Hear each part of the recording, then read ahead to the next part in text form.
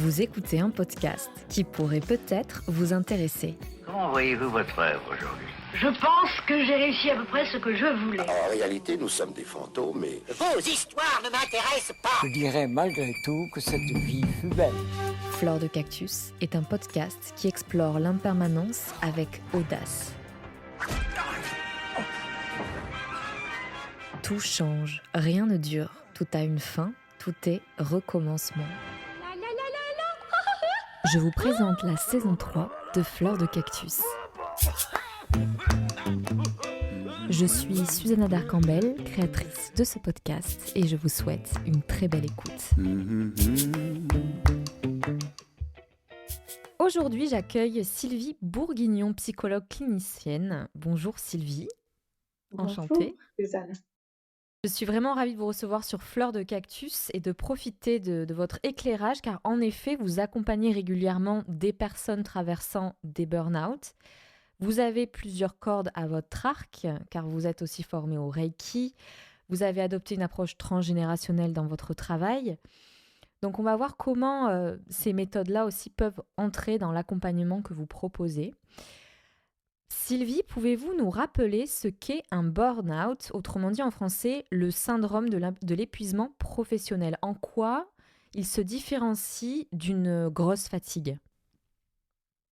Oui, et il se différencie d'une grosse fatigue déjà on peut partir là-dessus, par le fait qu'une grosse fatigue, on peut s'en remettre assez tranquillement et seul.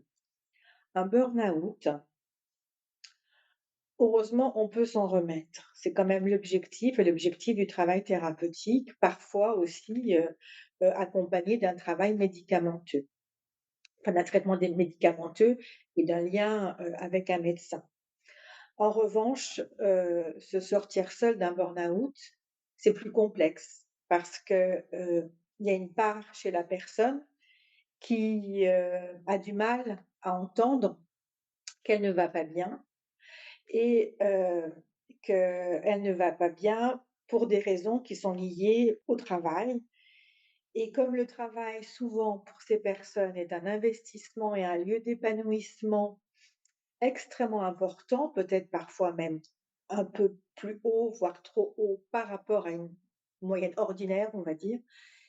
Ça produit de telles, comment dire, déceptions, de tels, un retour sur elle-même, une image sur elle-même peu, flatteuse, hein, où elle se sent débordée et du coup, c'est difficile pour la personne d'entendre que, cet état dépressif, on va dire, hein, est lié à cette dimension professionnelle. Et dans le cas de l'épuisement professionnel, peut-être à la différence d'une grosse fatigue, il y a aussi plusieurs dimensions qui doivent être prises en compte, comme la dimension émotionnelle, mentale.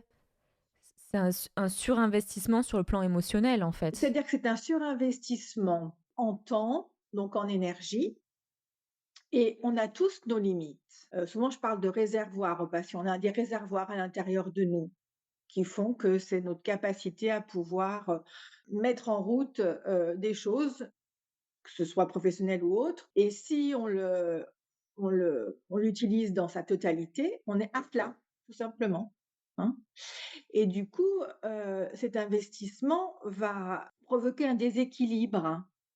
Alors un déséquilibre, physique, parce qu'il y a cet épuisement physique, cette fatigue physique. Un épuisement bien sûr émotionnel, parce que quand le physique ne suit plus, bien au niveau émotionnel, au niveau de l'irritabilité, de pouvoir supporter quelque chose qui nous est pas tout à fait agréable, eh bien, on n'a plus l'énergie pour, on est avide.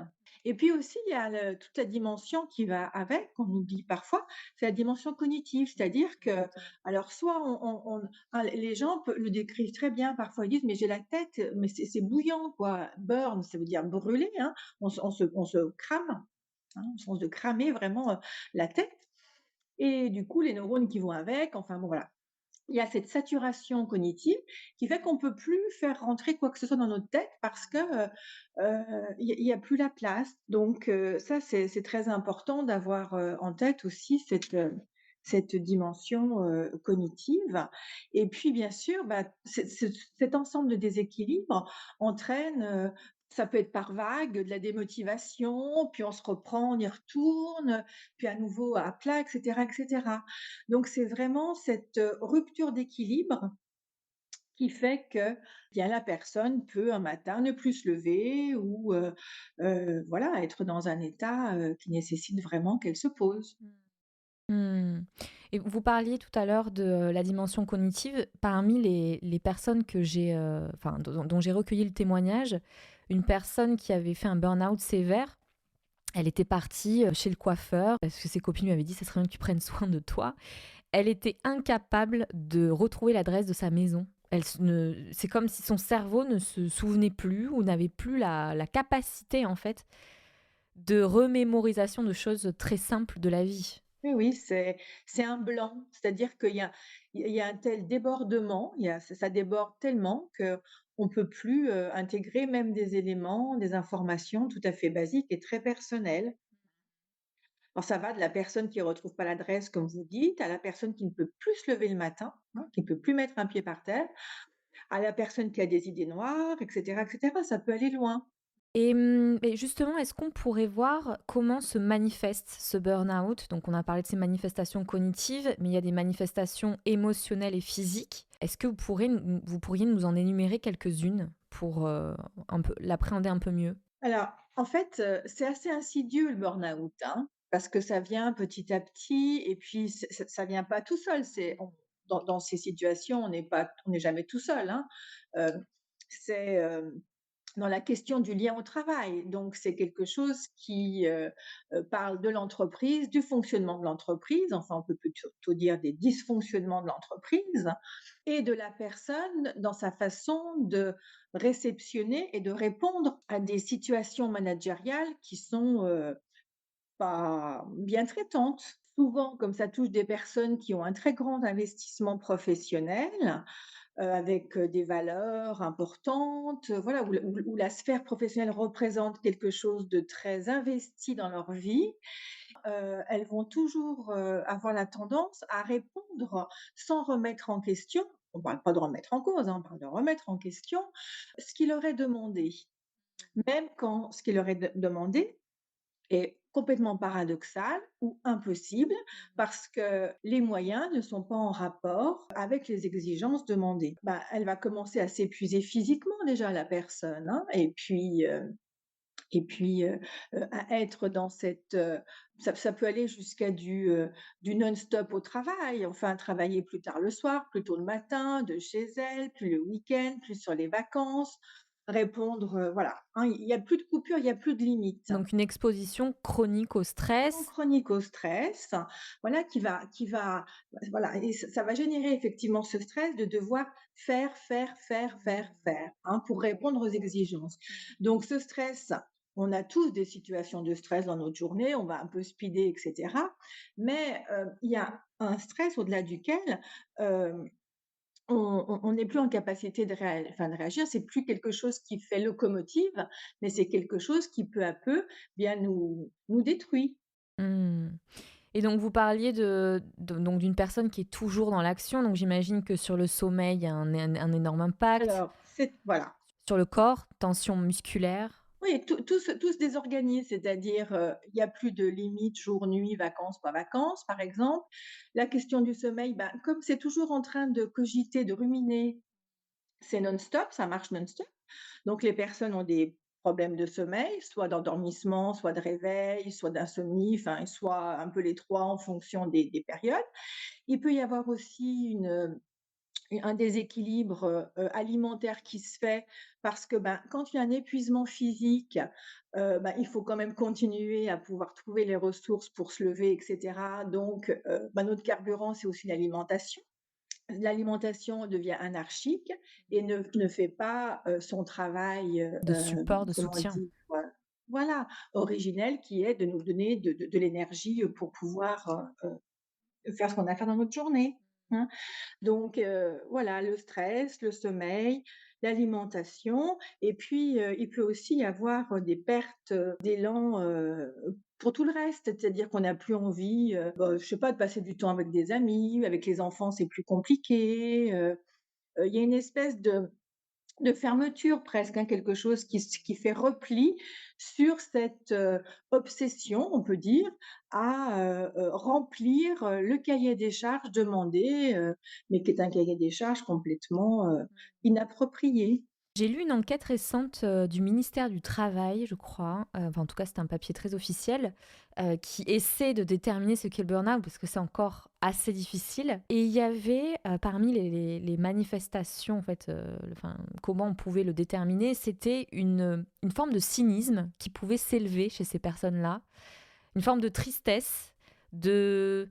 parce que comme elles sont elles-mêmes déshumanisées au travail, elles déshumanisent à leur tour. Oui, alors je sais bien qu'au niveau du travail, du gouvernement et cetera, on cherche à mettre des, Des cadres. organisations, des classements, des tests et cetera. C'est bien parce que voilà, c'est important de pouvoir organiser un peu les choses. J'ai lu cette question du cynisme, j'étais un peu surprise parce que, moi, les personnes que je rencontre, dans mon cabinet sont pas des personnes cyniques. Hmm, Leur entourage professionnel est cynique. oui. Ce sont plutôt des personnes qui, ne croient plus en elles, ont une image extrêmement disqualifiée, sont voilà, même physiquement quand je les vois arriver, elles sont recroquevillées, fermées, enfin voilà, il y a vraiment, au niveau de la posture, c'est en adéquation avec ce qu'elles sont à l'intérieur et moi je trouve que c'est plus, alors il y a une déception énorme. Il y a aussi ce qui les malmène, c'est, le fait de décevoir aussi leur entourage professionnel, à partir du moment où elles n'ont pas encore cheminé sur le fait que c'était juste impossible, hein, de faire autrement. Donc le cynisme, moi je suis un peu partagée. Et certaines personnes rechignent à dire qu'elles sont en dépression, comme si c'était plus dénigrant que d'être en burn-out. Pourtant, le burn-out est une dépression, n'est-ce pas? Vous me le confirmez? Oui, c'est un syndrome dépressif Oui. qui, dont l'origine, enfin dont le déclencheur, pas l'origine, dont le déclencheur est le travail, parce que le travail, dans la manière dont il se déroule, eh bien, vient vous faire, vient vous mettre dans ce débordement. Et donc, du coup, qui dit débordement dit incapacité à pouvoir gérer tout ce qui arrive, hein. Pourquoi on serait plus à l'aise de dire, bon, après ça met du temps de dire qu'on fait un burn-out, qu'on l'accepte, qu'on... Mais il y a quand même une certaine facilité, je trouve, à dire que l'on est en burn-out plutôt que l'on est en dépression.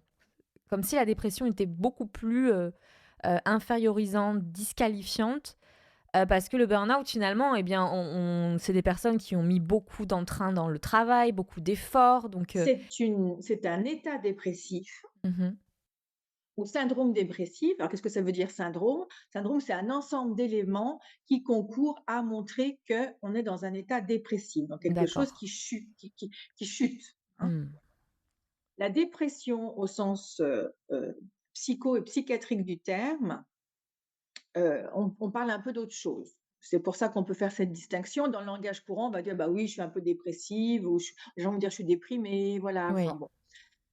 Après, pourquoi est-ce que c'est plus difficile? Parce que la dépression, il y a tout derrière la question psychiatrique, oui. avec ce qui va avec, la question de la folie. Qu'est-ce qui est Hmm, l'ordinaire et qu'est-ce qui n'est plus l'ordinaire? Qu'est-ce qui est l'ordinaire et qu'est-ce qui est le pathologique, hein? Encore aujourd'hui, pour certains, voir un psychologue, c'est parce qu'on est fou. oui, exactement. Donc il y a tout cette fantasmagorie et puis, il est plus facile aussi de dire, burn-out parce que ça met, entre guillemets, la faute, il s'agit de faute de personne, mais c'est comme ça que peuvent le penser les patients, la faute sur le travail et du coup pas sur soi. Hmm, d'accord. Voilà. Du coup, ça il y a aussi une espèce de décharge par Hmm, rapport à ça. Jusqu'au moment où la personne, quand elle commence un travail, thérapeutique, un accompagnement mhm, thérapeutique dans le cadre d'un burn-out, eh bien, elle va se rendre compte que c'est pas de sa faute, quoi qu'il en soit. C'est un agglomérat, on peut dire, un mélange de sa façon de répondre à des injonctions professionnelles et de l'autre côté, d'avoir des injonctions à l'égard d'un salarié pour arriver à des fins, entrepreneuriales, X ou Y. Voilà. d'accord. Il est important aussi de noter que dans les burn-out, que l'on remarque dans toutes les entreprises où les personnes qui ont pu être dans ces états-là arrivent, eh bien que ces entreprises ont quand même des dysfonctionnements majeurs et sont dans des relations toxiques, hein, avec voilà, alors si on va on a tous en tête des grandes entreprises, hein, qui ont fait du bruit dans les médias il y a plusieurs années de ça, quand même des managements extrêmement pervers. Alors pervers, je sais que c'est un mot à la mode, je n'aime pas l'employer comme ça. Ça veut dire quoi? Ça veut dire qu'il y a une dimension de manipulation pour des fins financières ou autres, qui font que la personne est prise là-dedans et a du mal à s'en défaire. Donc ce sont des relations toxiques, hein. Mais alors justement, on va parler des causes que vous avez pu déceler qui mènent au burn-out. Donc il y a cette toxicité potentielle dans l'environnement du travail. Et ce que j'ai remarqué aussi, c'est le conflit de valeurs entre le salarié et son entreprise. Parce que souvent, c'est des personnes qui adorent leur travail à la base. Enfin, Oui. et finalement, elles se retrouvent dans une grosse désillusion, déception.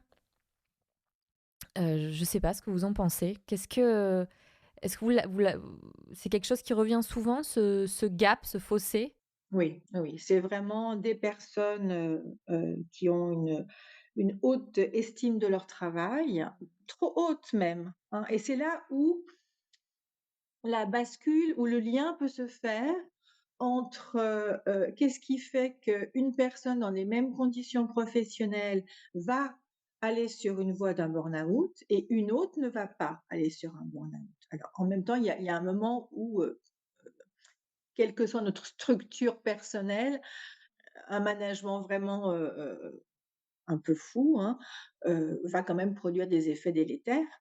Mais comment à un seuil, un peu en deçà, ça produit quelque chose chez l'un que ça ne produit pas chez l'autre. Et la bascule, elle est quand même sur, comment est-ce que nous avons été nourris? Alors, alimentairement, mais psychiquement, émotionnellement, affectivement, et cetera. Et comment est notre, regard sur nous-mêmes? S'il y a un investissement professionnel massif, on peut faire l'hypothèse, peut-être un peu rapide, mais bon, on est un peu dans la là-dedans. Là, on peut pas trop développer, mais dans quelque chose qui fait que, on a une image de soi qui n'est pas pas très bonne et que c'est aussi une façon de se restaurer par des réussites professionnelles, hein, où les équilibres à l'intérieur de soi, nos différentes zones à l'intérieur de nous-mêmes ne sont pas d'égal équilibre. Et du coup, eh bien, ça fait que on a cet investissement un peu massif, hein. Bien, quand on vient nous demander des choses un peu impossibles, eh bien, parce qu'on a cet investissement un peu massif, on va quand même essayer d'y répondre. Et c'est là que les choses se mettent à se déséquilibrer, en fait. Oui, mais c'est la deuxième fois que vous parlez de comment ça dépend en fait de notre background, de notre façon de réagir à l'environnement dans lequel on est. Et bon, c'était une question qui devait arriver plus tard, mais je vous la pose maintenant. Comment le burn-out se nourrit de manière insidieuse de nos névroses? Oui, ben, c'est comme toute, c'est vrai dans le travail, c'est vrai dans le lien amoureux. Ouais. Voilà, c'est quand on est dans le trop. C'est pas pour rien qu'il y a, beaucoup de burn-out, voire, de suicide, hein, dans le milieu soignant, hein. Il y a des tabous comme ça, mais voilà. Parce que, on est déjà d'emblée dans des professions, où on donne de Ouais, soi. ouais, ouais. Quand on est dans le trop, vous dites dans le cœur ouvert, en fait, dans la vocation. C'est ça, hein. Et si on n'a pas fait un petit point sur soi, en ayant bien en tête qu'on va pas sauver le monde, hein, Hmm. eh bien, on peut se laisser embarquer. On parle beaucoup de prévention au burn-out, mais finalement, enfin, comme si c'était une solution magique, et en fait, on parle jamais d'hygiène psychologique, en fait. C'est quelque chose que l'on se doit de cultiver tout au long de sa vie. Et comme vous le disiez parfaitement, c'est qu'on a tendance à stigmatiser ce passage chez le psychologue comme si c'était pour les fous ou pour des états où vraiment c'est la dernière issue. Alors que finalement, peut-être que ces travails thérapeutiques nous permettraient de puiser dans d'autres ressources et de les faire siennes et de créer comme ça pas des remparts, mais oui, des ressources en fait pour pouvoir traverser toutes ces étapes de la vie.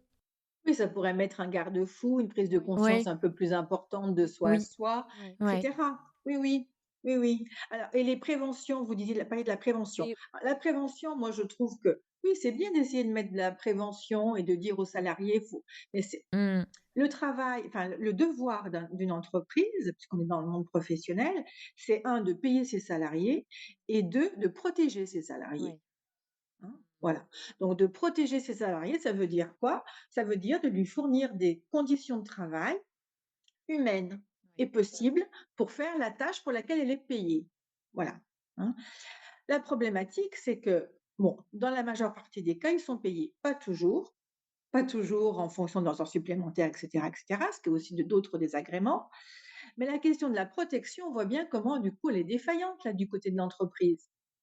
Parce que si on demande à une personne, de faire, je ne sais pas, quelque chose qui demande le double de ressources qu'elle n'en a et sur un temps, illimité, hein, c'est pas sur une journée ou sur une semaine où il peut y avoir un coup de bourre et cetera. On parle de quelque chose qui se, Ouais, ouais, chronicise dans qui le devient une temps habitude. Mmh. et c'est bien là aussi où il y a la problématique, hein. Donc là, on voit bien que l'entreprise n'est plus dans la protection de son salarié, qui est son devoir. C'est pour ça qu'il y a des instances comme la médecine du travail, pour pouvoir, ou des psychologues du travail aussi, hein, ça existe aussi parfois au sein des entreprises, ou les syndicats, ou enfin bon, des instances tierces qui vont pouvoir, avoir une écoute sur ce qui se passe. Il y a aussi le CHSCT, je ne sais plus si c'est le sigle aujourd'hui exact, mais bon, hein, où il y a des commissions paritaires qui siègent dans les entreprises pour voir, dans quel état, voilà, sont les salariés et cetera, entre autres. Demander à un salarié, comment dire, de prévenir des risques, dont il n'a pas conscience et avec ce qu'on vient de développer sur son lien au travail, vont lui être difficiles d'accès, hein, difficile à poser la limite, eh bien on marche un petit peu à l'envers à mon sens. Mmh. C'est plutôt du côté de l'entreprise qu'il est important de faire prendre en compte à l'ensemble des hiérarchies de ces phénomènes-là et puis, de mettre en place des instances tierces qui viennent, vérifier, j'aime pas bien ce terme, mais qui viennent prévenir ce type de risque. Bon, je ne sais pas si je vous l'avais dit, je crois que oui, mais le Fleur de Cactus, c'est un podcast qui explore la mort, le deuil et le burn-out s'est imposé comme, un des sujets de société que je voulais aborder parce que le burn-out est une petite mort, en fait, symboliquement, enfin très douloureuse la petite mort quand même, mais ce n'est pas qu'une mort, symbolique, mais aussi physique puisque tout notre corps crie à l'aide et qui dit mort dit deuil. Est-ce qu'on pourrait parler du deuil, qui est associé au burn-out? Ou en tout cas à un changement, que l'on se doit de prendre, sinon on finit par être brûlé complètement. En fait, on peut dire qu'il y a une illusion professionnelle dans laquelle est la personne, puis avec cette question de mal-être avec différents degrés, il y a une désillusion. C'est là où ça chute, il y a la perte de l'élan, hein, c'est-à-dire que tout se casse la figure, les valeurs, et cetera et dépendant de comment, on investit, cette zone professionnelle, ben, ça peut faire chuter d'autres pans de soi. Voilà, qui peut conduire à quelque chose d'un peu plus large d'un point de vue, dépressif, on va dire. Quand il y a chute, il y a perte. C'est une sorte de deuil, c'est-à-dire qu'il va falloir, enfin il va falloir, faut qu'on y a qu'à, ça marche pas bien, hein. Mais il s'agit d'accompagner pour que la personne puisse prendre acte à l'intérieur d'elle qu'il y a quelque chose qu'elle a perdu effectivement, hein. C'est un passage qui est douloureux et pouvoir l'accompagner à ce que quelque chose d'autre puisse se construire, se remettre en route, reprendre de l'élan vital et ça, c'est petit à petit et c'est aussi ça vient quand il y a vraiment cette conscience de cet, état, mais de cet état qui n'est pas que de son fait. Voilà.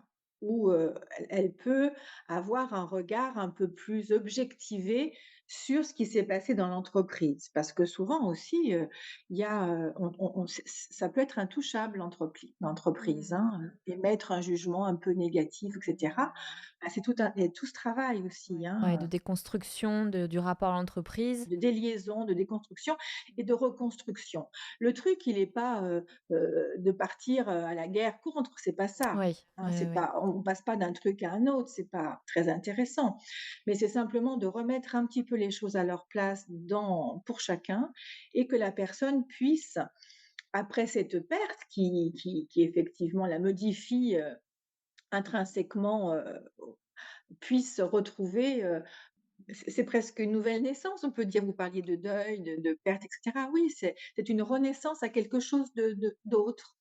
Et donc, on parle de deuil, donc le deuil, de son rapport au travail, mais d'autres choses aussi? Est-ce que, si l'on veut, du changement dans son rapport au travail, est-ce que ça veut dire nécessairement de changer de job?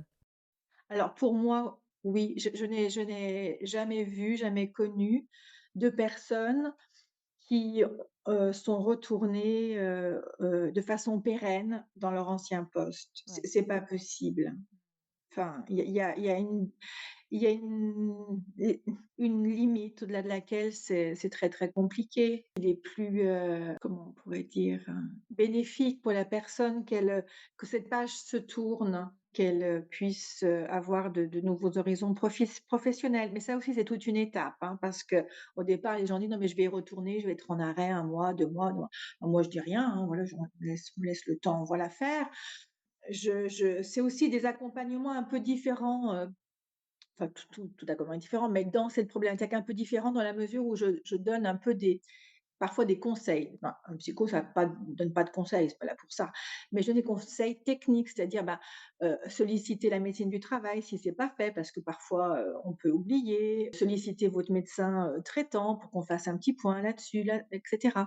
C'est important aussi en tant que psychologue de s'entourer d'un partenariat professionnel pour continuer à accompagner la personne. Donc et souvent on arrive, à un moment où, eh bien, il va y avoir une invalidité ou une incapacité de tenue de poste qui va être énoncée et qui va aller vers un licenciement, pour incapacité de tenue de poste. Et parfois, il peut y avoir aussi un licenciement pour, maladie professionnelle. Voilà, ça dépend des situations. Ça change la question des indemnités, enfin bon bref. C'est important de pouvoir en partir, enfin d'accompagner la personne pour qu'elle parte de leur emploi, de leur travail, en ayant quelque chose qui soit reconnu. Alors c'est rarement par l'entreprise, hein, je ne veux pas dire que ça n'existe pas, mais c'est quand même rarement par l'entreprise. Donc ça s'est fait par le tiers, c'est fait par la médecine du travail. Comment on peut expliquer cette culpabilité d'un point de vue psychologique quand on a, cet engagement envers l'entreprise? C'est un engagement qu'on a envers le travail. Le travail, c'est quelque chose auquel on s'identifie. Donc, est-ce que c'est de, on se situe dans une relation en fait de soi à soi dans le burn-out ou donc c'est pour ça qu'on parle de culpabilité peut-être? La culpabilité, comme toute autre, émotion ou sentiment, ça a une fonction, ça a un sens, hein. Ça nous sert à quelque chose. Alors ça sert pas aux mêmes choses en fonction de chacun de nous. Donc le travail, il est de comprendre, bon, bah, tiens, quel sens elle a pour vous, monsieur, madame, cette culpabilité? Qu'est-ce que ça vient dire? Qu'est-ce que ça vient voilà, de quoi est-ce que ça peut venir parler? Hein?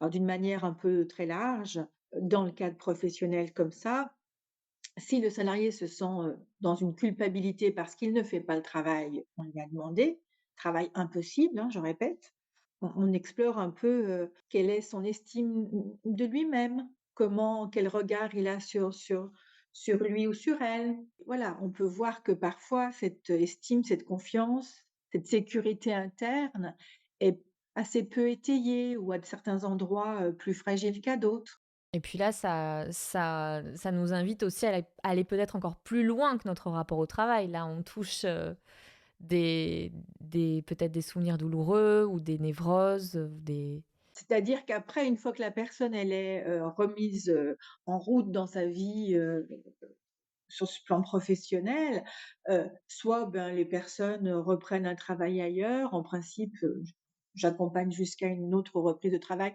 ou à des formations aussi, hein, voilà. Et puis une fois que ça c'est en route, eh bien, le travail s'arrête. Soit, la personne peut continuer un petit peu pour comprendre d'une manière un peu plus large. Beh, oui, le rapport à la Voilà. famille, Mais en tant que psychologue, on sait très bien que quand la personne parle du travail, elle ne parle pas que du travail, elle parle d'elle dans sa bien globalité. sûr. Donc nous, on l'entend dans sa globalité et on peut avoir des hypothèses sur quelle a été, sa construction, son développement, hein. Mais ça, on n'y touche pas. Si la personne ne veut pas l'aborder, on ne touche pas. Et puis parfois, ça peut être une petite touche qui vient, une histoire familiale qui se mêle à ce moment-là. Mais voilà, ça, c'est du sur-mesure au fur et à mesure. Pas mal de personnes que j'ai interviewées se sont tournées vers le yoga et je sais que vous accompagnez parfois, avec, des méditations, certains de vos patients s'ils y sont ouverts. En quoi ces pratiques-là, le yoga, la méditation, peuvent-elles, être bénéfiques en cas de burn-out ou de pré-burn-out, de très grande fatigue? Enfin, le burn-out a plein de degrés différents. Mmh. Alors moi, la méditation, ça fait, presque 20 ans que j'en fais. Alors de façon très irrégulière, j'ai rien de parfait. Je trouve que, c'est une façon d'être, qui permet de se poser, on n'arrête pas nos pensées, contrairement à ce qu'on peut nous dire parfois dans ces méditations, mais c'est simplement comment on laisse filer ses pensées et comment on arrive peu à peu par ce travail lié à la respiration. Je fais du prana avec, un prof, qui est indien et c'est absolument fantastique d'ailleurs. Comment on peut peu à peu, comment dire? Lier la question de l'esprit et du corps.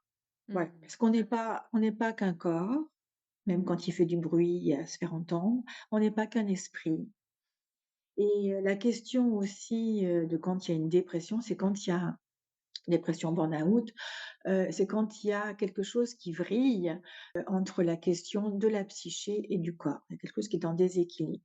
Voilà et il me semble, je trouve en tout cas que, pouvoir se poser petit à petit, un peu plus longuement après, ça permet de se poser en tant que, tout, qu'un tout. Alors c'est pour les personnes qui viennent pour du burn-out, mais aussi pour d'autres personnes, forcément pour des burn-out, quand elles sont sensibles un peu à des choses, à des approches, autres que, les médecines traditionnelles, on va dire, occidentales. Et bien, je leur demande si elles en font, si elles aimeraient en faire, est-ce qu'elles aimeraient essayer? Et puis, quand elles sont d'accord et bien, je propose alors ça démarre très, très doucement, hein, c'est 3 minutes, parce qu'aussi se poser avec soi-même, ça peut être aussi extrêmement anxiogène. Donc il faut vraiment y aller petit à petit. Certaines personnes aussi m'ont partagé elles étaient allées voir un énergéticien, donc vous parliez de prana et en fait dans le burn-out, est-ce que c'est, si on s'intéresse plus à la dimension énergétique, l'énergie ne circule plus, elle est figée ou il y a plus d'énergie? Alors, je suis pas énergéticienne, mais oui, il y a la perte de l'élan vital quand on peut plus se lever, c'est qu'il y a plus d'énergie. C'est-à-dire que ça ne circule plus, de manière, homogène, équilibrée dans l'ensemble du corps. Oui, il y a quelque chose qui se vide. Mais moi, c'est pareil, les personnes que j'accompagne, je les oriente vers des ostéopathes, voilà, avec lesquels j'ai l'habitude de travailler ou avec, une, praticienne qui fait de la médecine chinoise et qui travaille avec l'acupuncture, mais avec les ventouses, avec le tuna, avec voilà.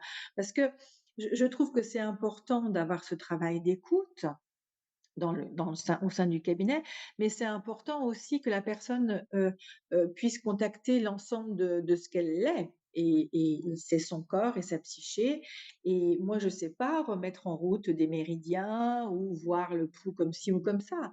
Et je trouve que c'est important d'avoir cette approche holistique, on dit maintenant.